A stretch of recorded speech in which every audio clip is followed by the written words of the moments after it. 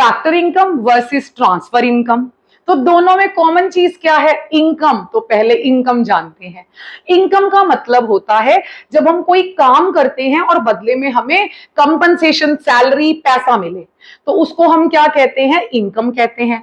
मतलब इनकम में क्या, कितनी एक्टिविटीज, कितनी ट्रांजैक्शंस हो रही हैं? दो। मैंने एक काम किया और बदले में क्या मिला? पैसा मिला। तो ये टू साइडेड है, उसको क्या कहते हैं? इनकम। ठीक है जी।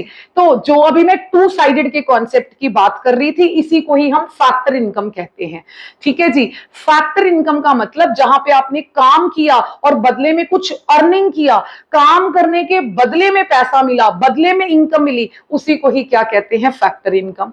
ऑन द अदर हैंड, देखो बच्चे कहते हैं मैडम इनकम तो हमारी भी है, हमें पॉकेट मनी मिलती है, हमें स्कॉलरशिप मिलती है, या फिर गवर्नमेंट भी बहुत सारी स्कीम्स लेके आती है, लाइक सरकारें भी ओल्ड एज पेंशन देती हैं, है ना। तो और भी बहुत सारी होती हैं जो लाइक गिफ्ट्स एंड ऑल, जब हम काम नहीं करते लेकिन इनकम जनरेट होती है। जब हम काम के बिना इनकम जनरेट होती है, जो वन साइडेड होती है, उसको ट्रांसफर इनकम कहते हैं।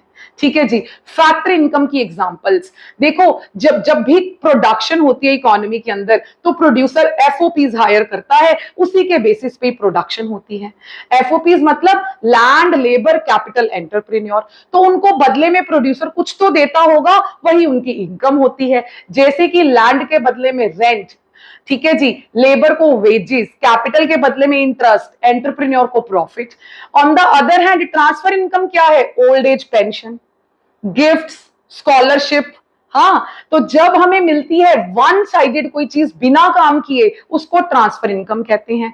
तो बता दो नेशनल इनकम में कौन सी इंक्लूड होती है? Only and only factor incomes, not transfer incomes. जो आपने कमाया है वही इंक्लूड होगा। Hope so this is clear to you. Really thank you.